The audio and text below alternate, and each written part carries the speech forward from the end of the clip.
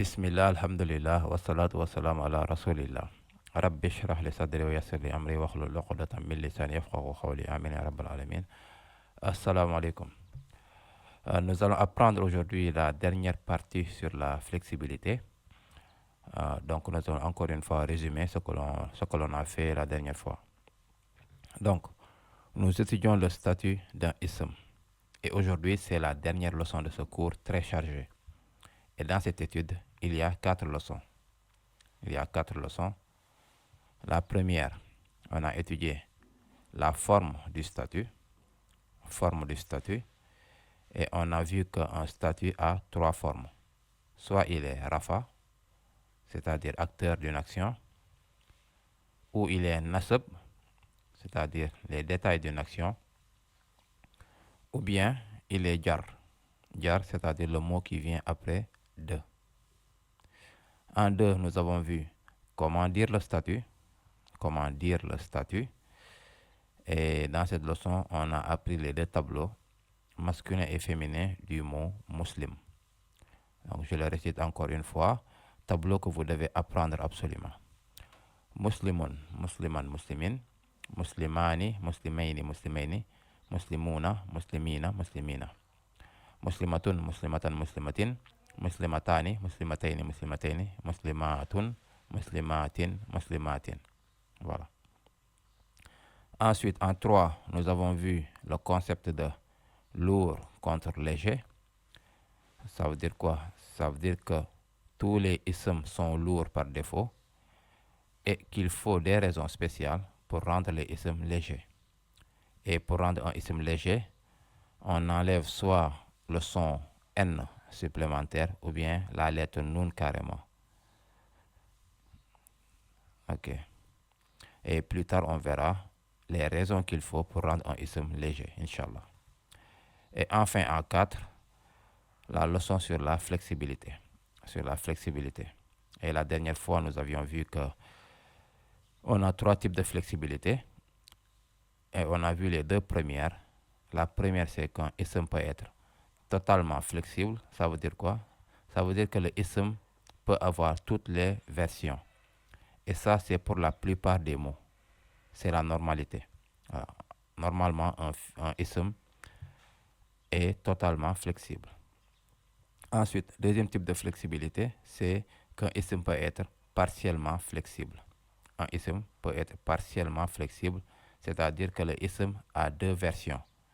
Il a une version quand il est rafa et il a une autre version que les statuts nasab et jar partagent.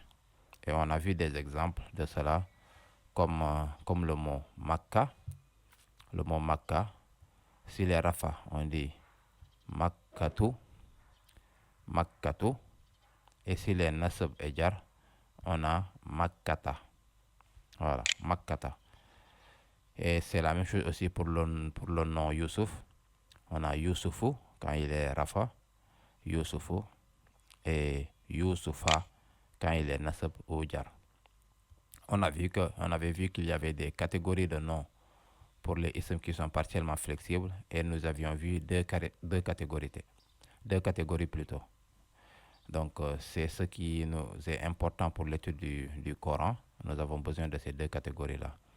Et elles sont les noms non arabes et les noms de lieu. Les noms non arabes et les noms de lieu sont des isms qui sont partiellement flexibles. Par contre, nous avons des exceptions aussi, c'est-à-dire que si le ism est composé de 3 lettres, alors il devient totalement flexible. De toute façon, revoyez la vidéo précédente, vous aurez toutes les réponses sur cette partie du cours, Inch'Allah. Maintenant, nous allons nous concentrer sur la 3e forme de flexibilité, c'est-à-dire les isms qui sont non flexibles. Donc, il y a des isms qui sont totalement flexibles, comme la plupart des mots en arabe, totalement flexibles. Il y a des isms qui sont partiellement flexibles, d'accord? Comme les noms non arabes et les noms de lieu. Donc, c'est les 2 premières formes que nous avons vues de la flexibilité. Aujourd'hui, nous allons voir c'est quoi un ism qui est non flexible. Donc, l'explication est très simple. En fait, il n'y a pas de version. Ça veut dire qu'il y a une seule façon de dire ces mots. Donc, ces mots, qu'ils soient rafa, nasab ou jar, il n'y a qu'une seule façon de les dire. Et comme exemple, nous allons prendre le mot hudan. Hudan. Ok? Hudan qui signifie guidance. Sa version rafa, c'est hudan. Sa version nasab, c'est hudan. Et sa version jar, c'est hudan. Voilà. Peu importe le statut de ce mot, ça sera toujours hudan. Vous ne verrez jamais hudin, hudan, hudun plutôt. Non, jamais. Ça sera toujours hudan. Donc, c'est ce qu'on appelle un ism qui est non flexible. Il a la même forme, la même version dans les trois cas, dans les trois statuts. Un autre exemple. Par exemple, vous lisez le Coran et vous tombez sur le mot al-lazina. Al-lazina. Al-lazina qui est beaucoup présent dans le Coran. Et vous ne verrez jamais al-lazuna, ainsi de suite. Non, ça sera toujours al-lazina. La version rafa sera al-lazina. La version nasab sera al-lazina. Et la version jar sera al-lazina. D'accord? Donc, cela ne veut pas dire qu'il ne pourra pas être rafa, nasab ou jar. Non. Souvenez-vous de ça. Chaque ism doit être soit rafa, soit nasab ou soit jar. C'est obligatoire. C'est juste que ces isms ne montrent pas le statut. Il faut regarder autour de ces mots, regarder autour du verset pour voir s'ils sont rafa, nasab ou jar. Donc, c'est ça le problème avec ces isms qui sont non flexibles. C'est qu'ils ne peuvent pas le montrer. Donc, regardez autour ce qui vient avant pour savoir exactement, pour déterminer que le mot est rafa, nasab ou jar. D'accord? Un autre exemple intéressant serait le nom Isa, alayhi salam, le prophète Isa, alayhi salam.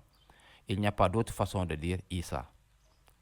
La version rafa sera Isa, la version nasab sera Isa, et la version jar sera également Isa. Il n'y a pas d'opportunité pour le prononcer d'une autre manière. Vous ne le verrez jamais dans le Coran. Donc, c'est ce qui fait de ces mots non flexibles. Alors, c'est une minorité de noms en langue arabe. Je ne vous donnerai pas toutes les catégories de ces noms. Ce serait trop d'informations pour vous à ce moment du programme. Mais ce que je peux dire, c'est que quand on commencera à étudier le Coran et qu'on arrive à certains mots, je vous dirai, au fait, ce mot est non flexible. Ce qui automatiquement dans votre esprit veut dire que ce mot est le même, qu'il soit rafa, nasab ou jar. Il ne change jamais d'apparence. Donc, on va finir en résumant tout ça. Donc, il y a des isms qui sont totalement flexibles, comme muslimun, muslimun, musliman, musliman et muslimin, muslimin. Donc ici nous avons trois versions, un, an, in. Et ça peut être lourd, léger, ainsi de suite. Ça, ce sont les isms qui sont totalement flexibles. Ensuite, on a les isms qui sont partiellement flexibles, comme Yusufu, Yusufu, Yusufa et Yusufa. On a deux versions, ou, a. Yusufu, Yusufa, Yusufa. Et enfin, nous avons les isms qui sont non flexibles, qui ont une seule version, comme Isa, Isa et Isa. Voilà. Donc, voilà, c'est tout. C'est tout ce que nous devons voir dans la première propriété d'un ism, le statut. La forme d'un statut, comment dire le statut, lourd contre léger, et enfin les différentes variations de flexibilité qui peuvent être totalement, partiellement ou non flexibles. Donc, la plupart du temps, nous parlerons de totalement flexible. Avec ça, je conclus cette session brève. Assalamu alaikum wa rahmatullahi wa barakatuh.